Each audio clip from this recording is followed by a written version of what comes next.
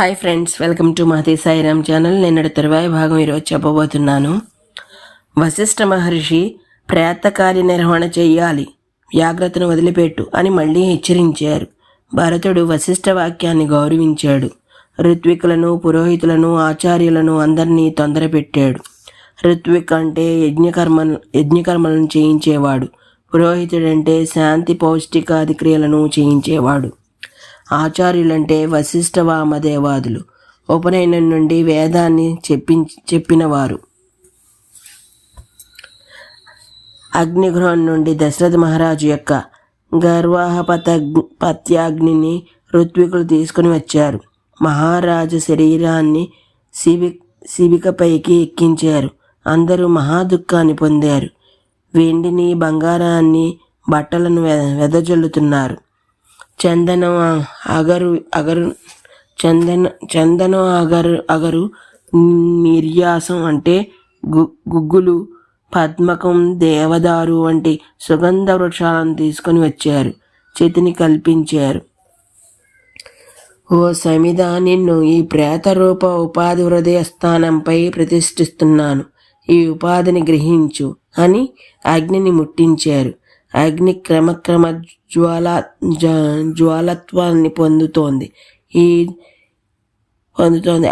ఆ జ్వాలల్యాన్ని శృతి త్వా సాధయామి, జ్యోతిష్కృతం త్వా సాధయామి, జ్యోతిర్విధం త్వా సాధయామి, భాస్వతిం త్వా సాధయామి, జ్వలంతిం త్వా సాధయామి అని వర్ణిస్తుంది.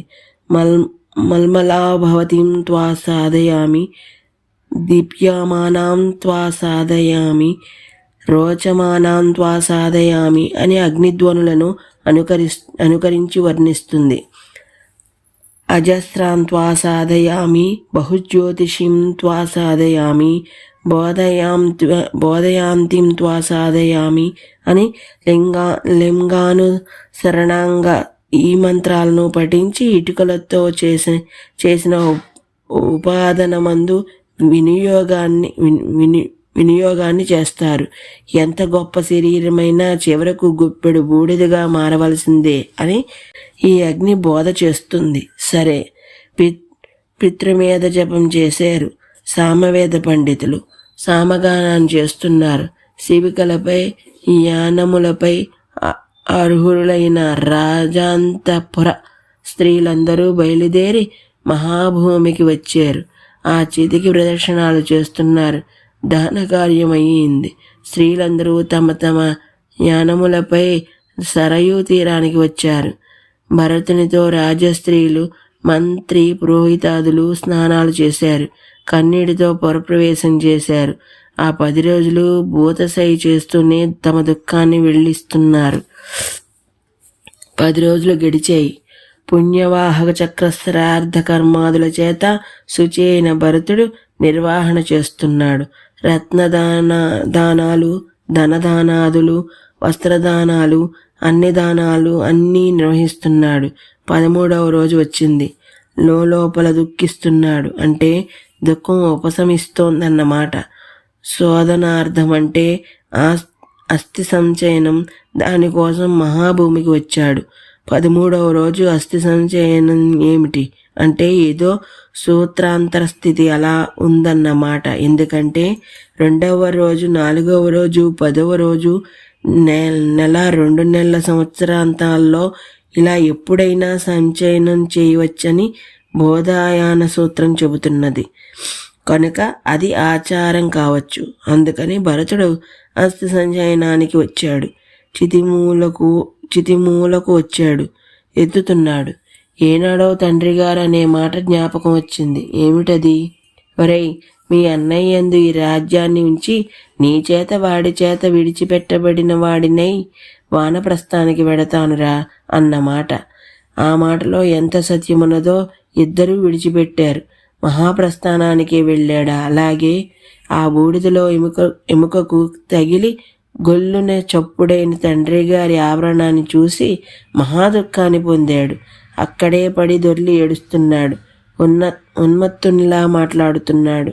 అన్నగారు లేడు, నాన్నగారు లేరు, అయోధ్యకు రానంటాడు. అప్పుడు 28 తత్వాల స్వరూపం తెలిసిన వారు, వేదాంత విద్యాస్వరూప తత్వజ్ఞులైన వారు వశిష్ఠ మహర్షి అతన్ని లేవదీసి అంటున్నారు, ఇది 13వ రోజు, అస్థి సంచయనం చేయాలి. ఇలా ఆలస్యం చేస్తే ఎలా కుదురుతుంది? ఎందుకు ఆలస్యం? నిగ్రహించుకో. క్షుత్పాసాలు, శోకమోహాలు, జరామరణాలు ఇవి సర్వప్రాణుల యందు ప్రవృత్తమూలమవుతూనే ఉంటాయి. మనం వాటిని పరిహరించలేం. మనం పరిహరించలేని వాటి గురించి ఇలా దుఃఖించటం తగని పని అని కార్యోన్ముఖుణ్ణి చేస్తున్నారు. అలాగే శత్రుఘ్నుడు ఏడుస్తున్నాడు. సుమంత్రుడు ఆయన్ను ఊరుకోబెడుతున్నాడు. ఈ విధంగా దుఃఖిస్తూనే ఆ పిల్లలు తండ్రి యొక్క అపరకర్మలు పూర్తి చేశారు. సర్వ సృష్టిని శాంతింపచేశారు. వారు శాంతించారు. శోక సంపుతుడైన భరతుణ్ణి చూసి శత్రుఘ్నుడు అంటున్నాడు, అన్నా, ఈ దుఃఖం తగదు. సర్వభూతగతి అయిన రాముడు భార్యతో అడవికి వెళ్ళాడు. వీర్య సంపన్నుడైన లక్ష్మణుడు ఆయన్ని అనుసరించాడు. ఇప్పుడు మనం వెళ్ళి శ్రీరాముడిని తండ్రి అనుజ్ఞ నుండి విడిపించుదాం అని మాట్లాడుతూ ఉంటే ద్వారం ముందుండి మందర వింటోందిట. శత్రుఘ్నుడు దాన్ని చూశాడు. సర్వాభరణభూషిత అయి ఉంది. మేకల దామాదులను పట్టుకొని త్రాళ్లతో బంధింపబడిన ఆడకోతిలా ఉందిట. దాన్ని ఈడ్చుకువచ్చి భరతని ముందు పెట్టి, ఈ సర్వనర్థాలకు మూలం ఇదే, దీన్ని చంపేస్తాను, అనుజ్ఞ నిమ్మని అడిగాడు. తమ్ముడు, ఆడుది అవ్యధ, పాపాత్మురాలైన కైకేయిని చంపుదామనుకున్నాను. ధార్మికుడైన రాముడు మాతృకృతజ్ఞుడని నన్ను నిందిస్తాడని ఊరుకున్నాను. దీన్ని చంపితే రాముడు నీతోనూ నాతోనూ కూడా మాట్లాడాడు. అందుకని వదిలేయి అన్నాడు.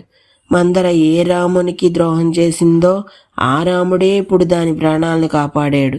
సరే, 14వ రోజున భరతుణ్ణి రాజును చేయదలిచి పెద్దలందరూ వచ్చారు.